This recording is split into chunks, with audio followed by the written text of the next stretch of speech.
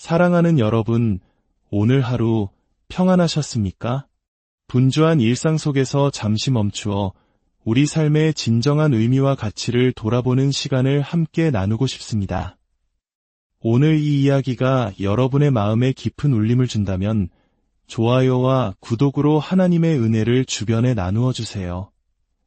여러분의 작은 나눔이 누군가에게는 큰 위로와 희망이 될 수 있습니다. 여러분의 삶에 하나님의 축복이 가득하기를 기도하며 이제 오늘의 이야기를 시작하겠습니다. 세상 사람들은 종종 이렇게 말합니다.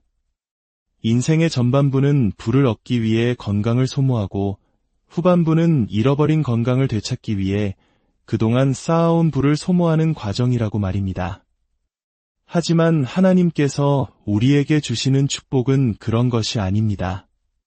진정한 번영이란 주님을 사랑하고 그분과 동행하며 가족과 함께 소중한 시간을 보내고 교회에 나와 함께 예배하며 길가의 꽃향기를 맡을 여유를 가지고 사랑하는 이들과 삶의 기쁨을 나누는 것입니다.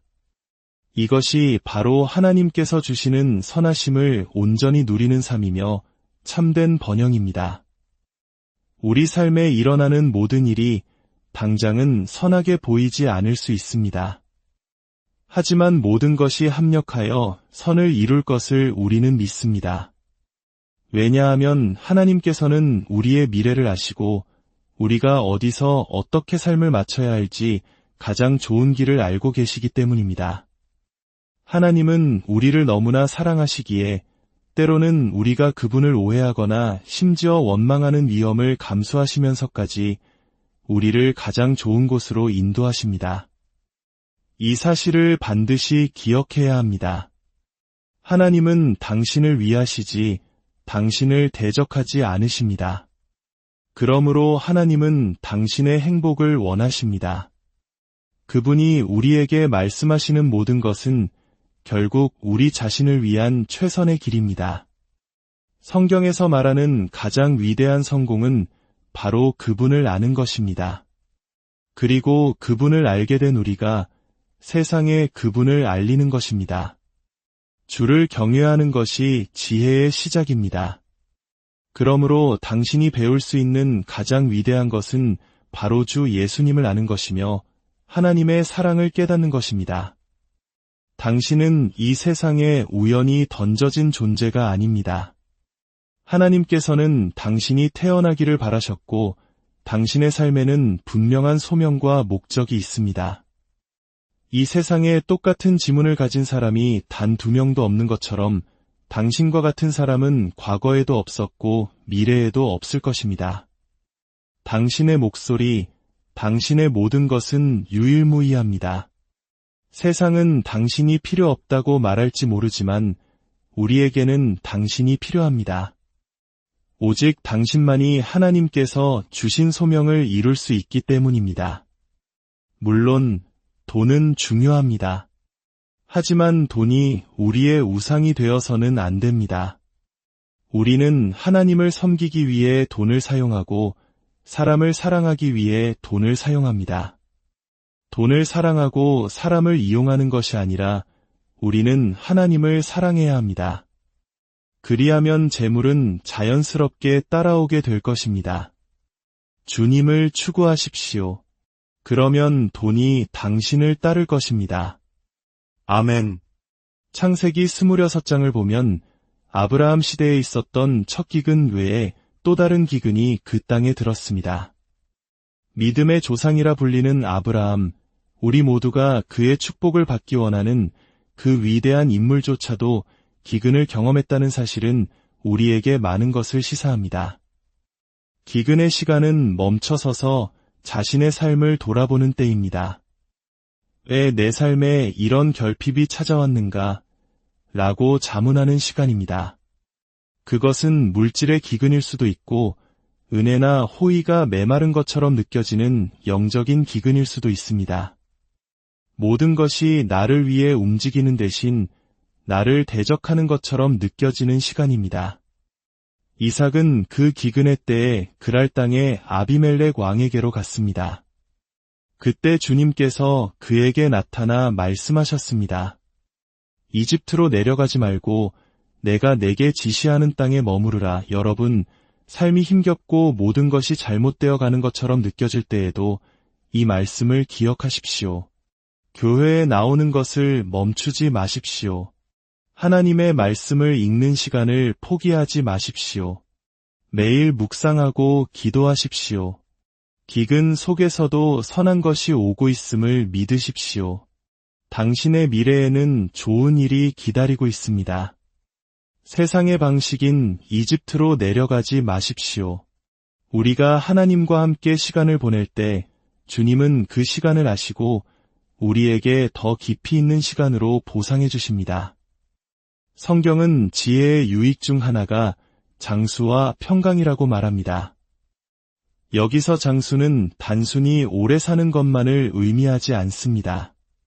하나님께서 당신의 하루를 축복하실 때 모두에게 주어진 24시간이 훨씬 더 풍성하고 길게 느껴지는 경험을 하게 됩니다. 그리고 평강, 즉 살롬은 마음의 평화를 넘어 건강, 안녕, 온전함을 모두 포함하는 단어입니다. 하나님께서는 이삭에게 약속하셨습니다. 이 땅에 머무르라. 내가 너와 함께 있어 내게 복을 주고 이 모든 땅을 너와 내 자손에게 주리라. 내가 내 자손을 하늘의 별과 같이 번성하게 하리라. 그리고 이삭은 하나님의 말씀에 순종했습니다. 성경은 이렇게 기록합니다. 이삭이 그 땅에서 농사하여 그 해에 100배나 얻었고 여호와께서 복을 주심으로 기근의 해에 씨를 뿌리는 것은 상식 밖의 일입니다. 어떤 신자들은 말합니다. 나는 하나님께 헌금도 하고 11조도 드렸는데 왜 아무 일도 일어나지 않지? 마치 기근처럼 느껴질 때 우리는 어떻게 해야 할까요? 인내하며 계속 나아가야 합니다. 우리는 아브라함의 가족에 속해 있으며 아브라함의 가족은 기근의 해에 씨를 뿌리는 사람들입니다. 이삭은 기근의 해에 씨를 뿌렸고 바로 그 해에 100배의 결실을 거두었습니다. 이것이야말로 주님의 축복입니다. 성경은 그가 창대하고 왕성하여 마침내 거부가 되었다고 말합니다. 이것은 30배, 60배, 100배의 축복이 점진적으로 임하는 모습을 보여줍니다. 번영이 시작되기 전에는 씨를 뿌리는 행위가 먼저 있었다는 것을 잊지 마십시오. 어떤 사람들은 이것을 두고 기복신앙이라 비판할지 모릅니다. 하지만 저는 그런 비판의 시간을 낭비하고 싶지 않습니다. 종종 그런 비판을 하는 사람들 중에는 이선자들이 많습니다. 그들은 좋은 집과 여러 대의 차를 소유하면서 다른 사람들이 번영할 수 있다고 격려하는 것을 비난합니다. 제가 반대하는 것은 물질주의와 탐욕입니다. 돈을 하나님보다, 사람보다 더 사랑하는 것을 경계하는 것입니다. 제가 반대하는 것은 성도들이 번영하기를 원치 않는 목회자들입니다. 물론 목회자가 사치스러운 생활을 하며 오직 돈에만 관심이 있다면 그것 또한 잘못된 것입니다. 그러나 교회가 전체적으로 성장하고 번영하며 목회자가 성도들을 약속의 땅으로 인도하고 있다면 우리는 그러한 교회에 속하기를 원해야 합니다. 성경이 말하는 번영이 영적인 것만이라고 생각하지 마십시오. 물론 첫 번째는 하나님을 아는 것입니다. 하지만 그 번영이 물질적인 축복을 포함한다는 것을 다음 구절이 증명합니다. 그가 양과 소와 종이 심이 많음으로 블레셋 사람이 그를 시기하여 블레셋 사람들은 영적인 사람들이 아닙니다. 그들은 눈에 보이는 것, 손에 잡히는 구체적인 하나님의 축복이 이삭에게 임한 것을 보고 그를 질투한 것입니다. 여러분의 삶에 임한 하나님의 축복이 세상을 질투하게 만듭니까? 하나님께서는 이삭에게 이집트로 내려가지 말라고 하셨습니다. 왜일까요? 이집트를 뜻하는 히브리어 미츠라임은 이중의 고통, 극심한 압박이라는 의미를 담고 있습니다. 이는 마치 양쪽에서 짓누르는 압박과 스트레스 속에서 살아가는 현대인의 삶과도 같습니다. 이집트는 거의 비가 내리지 않는 평평한 땅이며 양쪽은 사막으로 둘러싸여 있습니다. 그들의 유일한 생명줄은 나일강이지만 그들은 그 강의 근원이 어디인지 알지 못합니다. 이것이 바로 세상의 모습입니다. 그들은 이 땅의 축복을 누리면서도 그 근원이 하나님이심을 알지 못합니다. 모든 선하고 온전한 선물은 위로부터 빛들의 아버지께로부터 온다고 성경은 말합니다. 하지만 세상은 그 근원을 모릅니다. 그러나 우리는 그 근원을 압니다. 그래서 우리는 항상 예배하고 그분을 인정하며 감사와 영광을 돌립니다. 11조를 드리는 것 또한 그분이 우리 모든 축복의 근원이심을 고백하는 행위입니다. 반면 하나님께서 약속하신 땅은 이집트 땅과 같지 않습니다. 그곳은 언덕과 골짜기가 있어 하늘에서 내리는 비를 흡수하는 땅입니다. 이집트에서는 사람들이 발로 페달을 밟아 쉴 새 없이 밭에 물을 대는 고된 노동을 해야 합니다. 많은 노력을 들여야 좋은 것을 얻을 수 있는 세상의 방식을 상징합니다. 하지만 하나님의 방식은 다릅니다.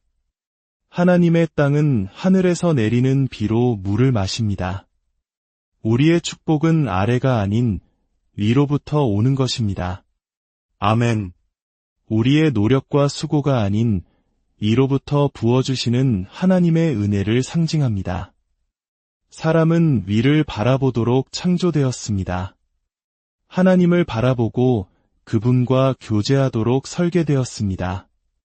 우리는 하나님의 사랑과 돌봄과 공급하심을 받도록 지음받았습니다. 잠언 22장은 말합니다. 겸손과 여호와를 경외함의 보상은 재물과 영광과 생명이니라. 재물, 영광, 생명.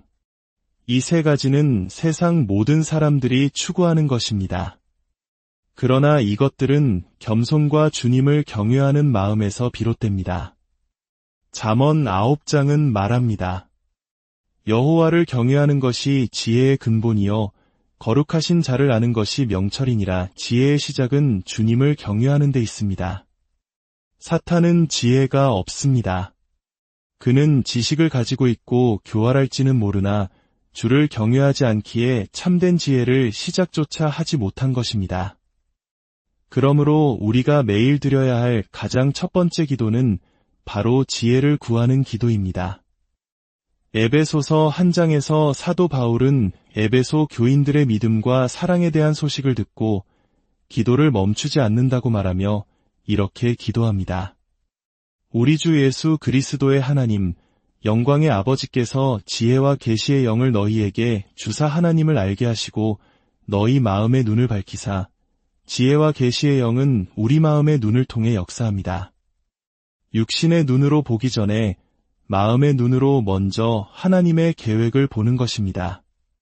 골로새서 1장에서도 바울은 쉬지 않고 기도한다고 말하며 너희로 하여금 모든 신령한 지혜와 총명의 하나님의 뜻을 아는 것으로 채우게 하시고 주께 합당하게 행하여 범사에 기쁘시게 하고 모든 선한 일에 열매를 맺게 하시며 하나님을 아는 것에 자라게 하시기를 구합니다.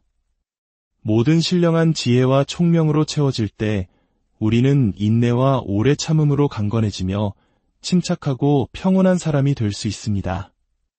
이것이 세상이 갈망하는 모습입니다. 제가 이 말씀으로 마무리하겠습니다. 우리가 하나님께 가장 먼저 구해야 할 것은 항상 지혜입니다. 그리스도는 우리의 지혜와 의로움과 거룩함과 구원함이 되셨습니다. 그중 첫 번째가 바로 지혜입니다. 지혜는 가장 으뜸 가는 것입니다. 위로부터 난 지혜는 먼저 성결하고 다음에 화평하고 관용하고 양순하며 긍휼과 선한 열매가 가득합니다. 마치 예수님처럼 말입니다. 리더의 자리에 있는 여러분, 기억하십시오. 우리는 섬기기 위해 그 자리에 있습니다. 예수님은 진정한 왕이셨지만 그분의 권능은 억압이 아닌 섬김을 위해 사용되었습니다. 그분은 병든 자를 고치시고 억눌린 자에게 자유를 주셨습니다. 우리는 지금 그분을 우리의 왕으로 인정하며 살아갑니다. 그분의 왕적인 다스림이 우리의 가정, 직장, 사역, 관계 모든 영역에 임할 때 세상이 알지 못하는 권위와 평화가 우리 삶에 흐르게 될 것입니다. 사랑하는 여러분, 이제 말씀을 마치며 여러분을 위해 기도하고 싶습니다. 이번 한 주 우리 삶의 축복의 근원이 누구신지 잊지 맙시다. 우리의 보호자 되시는 하나님을 신뢰합시다. 그분은 우리보다 앞서 행하시며 굽은 곳을 곧게 펴시는 분입니다. 아버지 하나님, 예수님의 이름으로 기도합니다. 새로운 한 주를 시작하며 주님께서 우리보다 앞서 가셔서 모든 굽은 길을 평탄하게 하여 주시옵소서. 모든 교만한 산은 낮아지게 하시고 모든 골짜기는 메워지게 하여 주시옵소서. 우리가 만지는 모든 것에 복을 더하시고 우리가 하는 모든 일이 형통하게 하옵소서. 무엇보다 주님을 더욱 깊이 알아가는 참된 번영을 누리게 하옵소서. 이번 한 주 모든 위험과 질병과 어둠의 권세로부터 여러분과 여러분의 가정을 지켜주시기를 예수님의 이름으로 기도합니다. 하나님의 은총이 우리 위에 있음을 감사드립니다. 모든 축복의 근원이신 주님을 사랑하며 찬양합니다. 아멘. 하나님의 풍성한 축복이 여러분과 함께 하시길